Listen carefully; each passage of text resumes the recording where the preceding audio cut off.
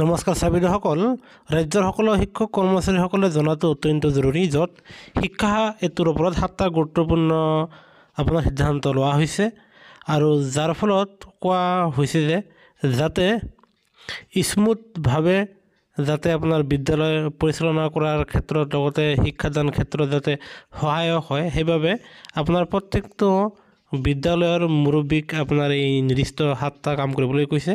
তাৰ প্ৰথমটো কথা কৈছে যে শিক্ষা হেতুৰ যি আপোনাৰ পাছৱৰ্ড আছে সেয়া আপোনাৰ ইমিডিয়েটলি সেয়া পৰিৱৰ্তন কৰিবলৈ কোৱা হৈছে, চেঞ্জ কৰিবলৈ কোৱা হৈছে। আৰু 2 নম্বৰটো কথা কোৱা হৈছে যে আৰু যাৰ ফলত যি এটা নতুন পাছৱৰ্ড দিবলৈ কোৱা হৈছে, যিটো আপোনাৰ বিদ্যালয়ৰ আপোনাৰ প্ৰধান শিক্ষক আৰু লগতে এজন নডেল শিক্ষক অফিচাৰেহে তেওঁলোকে নডেল শিক্ষকজনেহে সেয়া জানিব পাৰিব।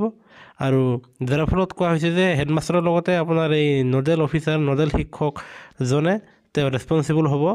আৰু এই ক্ষেত্ৰত আৰু সেই কি ক্ষেত্ৰত ৰেছপনচিবল হ'ব মানে শিক্ষা হেতু তেওঁ অপাৰেট কৰিব পাৰিব টেবলেটৰ লগতে মোবাইলত সেই হেডমাষ্টাৰৰ লগতে নডেল অফিচাৰজনে সেয়া মানে চোৱা চিতা কৰিব পাৰিব।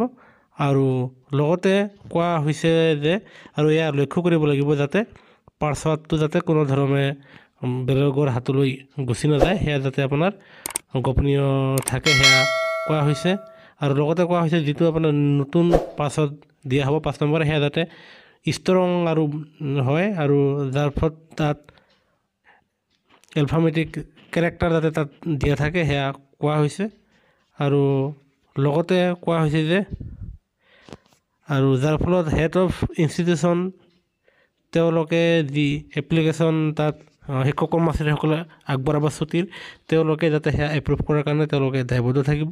এই লৈ বৰ্তমান সময়তে শ্ৰীভূমিৰ পৰা এই নটিচখন প্ৰকাশ পাইছে আৰু আশা কৰা গৈছে যে এই অতি শীঘ্ৰে ৰাজ্যৰ অন্যান্য জিলাৰ ফালৰ পৰা শিক্ষা হেতুক লৈ এই 7টা আপোনাৰ জাননী প্ৰকাশ পাব। সেয়েহে কৰ্মচাৰীৰ পেঞ্চনৰ প্ৰতিটো শেহতীয়া খবৰ আপোনালোকে নিশ্চয় আমাৰ চেনেলটো লাইক এটা দি শ্বেয়াৰ আৰু ছাবস্ক্ৰাইব কৰি নাপাহৰিব।